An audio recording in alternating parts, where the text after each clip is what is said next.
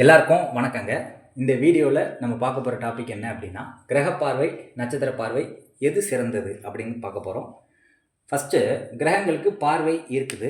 அதில் 3 கிரகங்களுக்கு ஸ்பெஷல் பார்வை கொடுக்கப்பட்டிருக்கு. குருவுக்கு 5, 7, 9, செவ்வாய்க்கு 4, 7, 8, சனிக்கு 3, 7, 10 போன்ற ஸ்பெஷல் பார்வைகள் கொடுக்கப்பட்டிருக்கு. மற்ற எல்லா கிரகத்துக்கும் 7ஆம் பார்வை பொதுவான பார்வை அப்படின்னு கொடுக்கப்பட்டிருக்கு.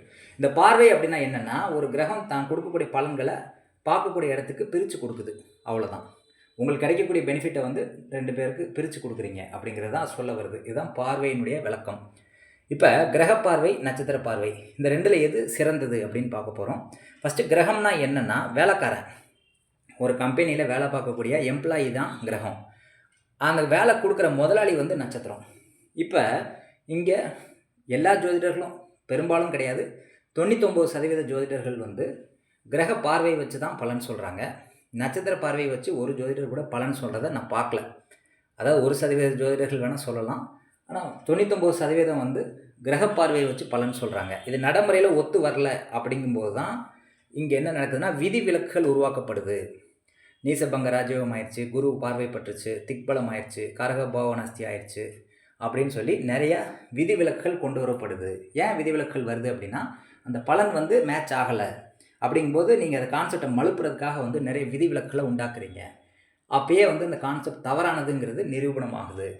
அதே நட்சத்திரம் வச்சு பார்வை பலனோ நட்சத்திர சேர்க்கை பலனோ நீங்கள் சொல்லி பாருங்கள், தவறு வராது, விதிவிலக்கு உங்களுக்கு தேவைப்படாது அப்படிங்கிறது என்னுடைய கருத்து. இது நிறைய ஜாதகங்கள் ரிசர்ச் பண்ணும்போது நான் கண்டுபிடித்த ஒரு உண்மை. கண்டுபிடிக்காத எந்த ஒரு விஷயத்தையும் நான் சொல்கிறதில்ல. நடைமுறையில் ஒத்து வராத விஷயங்களை வந்து ஏற்றுக்கவும் என்னால் முடியாது. இந்த குரு பார்வை பட்டுச்சு, சுபத்துவம் ஆயிடுச்சு, அதனால் நல்ல பலன்களை கொடுக்குது அப்படிங்கிறது உண்மை தான். ஆனால் கிரக ரீதியாக இருக்கக்கூடிய குரு பார்வை வந்து அதை கொடுக்கல, அதுதான் உண்மை. நட்சத்திர ரீதியாக இருக்கக்கூடிய குரு பார்வை தான் உங்களுக்கு அந்த பலனை கொடுக்குதுங்கிறது நீங்கள் மறந்துடக்கூடாது. அதுக்கு ஃபஸ்ட்டு நட்சத்திர பார்வைனா என்னன்னே தெரியாது. எல்லா ஜோதிடர்களுக்கும் தெரிஞ்சது கிரக பார்வை தான் தெரியும். நட்சத்திர பார்வை பற்றி பார்ப்போம். நட்சத்திர பார்வைனா என்ன? குரு நட்சத்திரத்தில் நிற்கக்கூடிய கிரகம் குருவாக மாறிடும். இப்போ உதாரணத்துக்கு சுக்கிரன் வந்து குரு நட்சத்திரம் பூரட்டாதி 4ஆம் பாதத்தில் நிற்கிது. அப்போ இந்த பூரட்டாதி நட்சத்திரம் குருவுடைய நட்சத்திரங்கிறதுனால இது குருவாக மாறிடுச்சு. அப்போ இது பார்வை வந்து குரு பார்வை வந்து மீனத்துலேருந்து ஸ்டார்ட் ஆகும். மீனத்துலேருந்து 5ஆம் பார்வை கடகத்துக்கு விழுகுது, 7ஆம் பார்வை கன்னிக்கு விழுகுது, 9ஆம் பார்வை விருச்சிகத்துக்கு விழுகுது. அப்போ 5, 7, 9ஆம் பார்வைகள் இப்படி தான் விழுகுதுங்கிறது தான் நட்சத்திர பார்வை சொல்லக்கூடிய விஷயங்கள். இதுவே வந்து நீங்கள் கிரக பார்வையை எடுத்துக்கிட்டிங்கன்னா, குரு எங்கே இருக்கோ அதை வச்சு நீங்கள் பார்க்குறீங்களா, அதான் கிரக பார்வை. இப்போ குரு வந்து மேசத்தில் இருக்குது, அது பார்க்கக்கூடிய இடம் பார்த்தீங்க அப்படின்னா 5ஆம் பார்வையாக சிம்மத்தை பார்க்குது, 7ஆம் பார்வையாக துலாமை பார்க்குது, 9ஆம் பார்வையாக தனுசை பார்க்குது. அதான் கிரக ரீதியாக பார்க்கக்கூடிய பார்வை. நட்சத்திர ரீதியாக பார்க்கும்போது அந்த பார்வை மாறுபடுது. குரு நட்சத்திரத்தில் நிற்கக்கூடிய கிரகங்கள் வந்து கடகத்தில் இருக்கக்கூடிய சனியை பார்க்குது, கன்னியில் இருக்கக்கூடிய சந்திரனை பார்க்குது, லக்னத்தில் இருக்கக்கூடிய செவ்வாயையும் பார்க்குது. இப்போ பார்வைகளே எவ்வளோ வேறுபாடு இருக்குது பாருங்கள். எல்லோரும் என்ன பண்ணுறாங்க அப்படின்னா, கிரகம் அப்படிங்கிறது வேலை பார்க்கக்கூடிய வேலைக்காரன், நட்சத்திரங்கிறது முதலாளி. நான் வந்து முதலாளி வச்சு பலன் பாருங்கன்னு சொல்கிறேன். எல்லோரும் வந்து வேலைக்காரனை வச்சு தான் பலன் சொல்லுவேன் அப்படின்னு நிற்கிறாங்க. இதுதான் கரெக்டுன்னு வேறு நியாயப்படுத்தி ஆர்கியூமெண்ட் வேறு ஓடுது. நான் சொல்கிறது கரெக்டு, கடவுள் வந்து எனக்கு உணர்த்திட்டாருன்றாங்க. இந்த கான்செப்டே தப்புன்றேன் நான். வேலையாட்களை வச்சு பலன் சொல்கிறது வந்து தவறானது.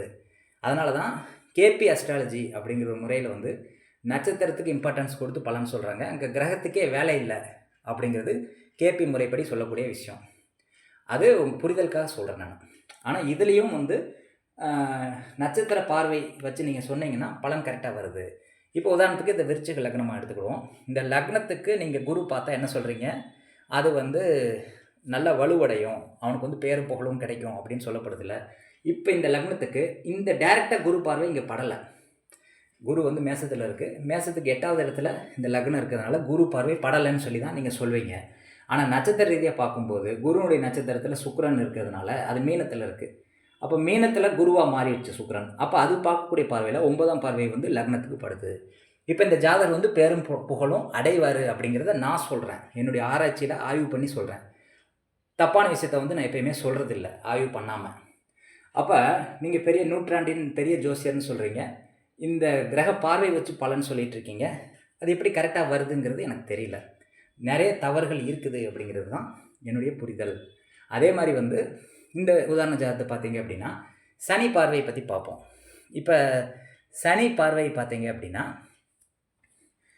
நட்சத்திர ரீதியாக பார்க்கும்போது இங்கே கிரக ரீதியாக பார்க்கும்போது பார்வை எப்படி இருக்குன்னு பார்ப்போம். கிரக ரீதியாக சனி பார்க்குற பார்வை வந்து இங்கே பார்க்குது, விருச்சிகத்தை பார்க்குது, மீனத்தை பார்க்குது, மிதுனத்தை பார்க்குது. அதே இது வந்து நட்சத்திர ரீதியாக சனி நட்சத்திரத்தில் புதன் நிற்கிது. அப்போ புதன் வந்து சனியாக மாறிடுச்சு. இப்போ இது பார்க்கக்கூடிய பார்வை பார்த்தீங்கன்னா மகரத்தை பார்க்குது, அதே மாதிரி வந்து லக்னத்தை பார்க்குது, அதாவது ரிஷபத்தை பார்க்குது, சிம்மத்தை பார்க்குது. இந்த 3 பார்வைகளை வந்து புதன் வந்து அனுச நட்சத்திரத்திலிருந்து பார்க்குது. அப்போ இந்த பார்வை கரெக்டா, இந்த பார்வை கரெக்டா அப்படின்னா வேலைக்காரன் பார்க்கக்கூடிய பார்வை வந்து இந்த சனி செய்யுது, முதலாளி பார்க்கக்கூடிய பார்வை வந்து இந்த அனுச நட்சத்திரம் செய்யுது. இது எது பலன் கொடுக்கும் அப்படின்னா முதலாளியாக இருந்து பார்க்கக்கூடிய பலன் தான் ஜெயிக்கும். இந்த கிரக ரீதியாக வந்து ஒரு கிரகம் பார்க்குறது வந்து நீங்கள் பலனாக எடுத்து சொல்லி பாருங்கள், தவறாக வரும் அப்படிங்கிறது தான் என்னுடைய கருத்து. இது நிறைய ஜாதகத்தை ஆய்வு பண்ணி செக் பண்ணிவிட்டு உங்களுக்கு தில் இருந்தால் நிறுவிங்கன்ற நான். நட்சத்திரம் வந்து தப்பு, வெறும் கிரகத்தை வச்சு பார்வை பலன் சொல்கிறீங்கன்னா அதை விட ஒரு பெரிய முட்டாள்தனம் எதுவுமே கிடையாதுங்கிறது தான் என்னுடைய கருத்து. நட்சத்திரங்கிறது ஓனரை வச்சு நீங்கள் பலன் சொல்லிகிட்டு இருக்காமல் நீங்கள் என்ன பண்ணுறீங்க, வேலைக்காரனை வச்சு பலன் சொல்கிறீங்க. 99% ஜோதிடர்கள். அப்போ அதை செக் பண்ணி பார்த்தா தான் உங்களுக்கு தெரியும். இப்போ இந்த லக்னத்துக்கு பார்த்தீங்க அப்படின்னா இந்த சனியினுடைய பார்வை கிடைக்குது, ஆனால் கிரக ரீதியாக சனி பார்வை வந்து அதுக்கு கிடைக்கல.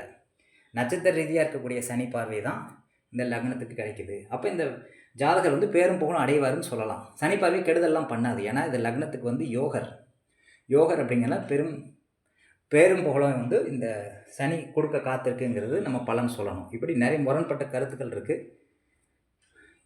பெரிய ஜோசிகள் சொல்கிற கருத்தை வந்து என்னால் ஏற்றுக்க முடியல, நடைமுறையில் தப்பாக வருது.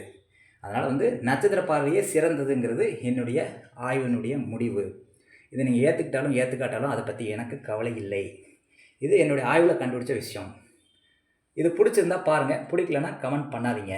என்னுடைய கருத்தை வந்து யாருக்காகவும் மாற்றிக்க முடியாது. நன்றி, வணக்கம்.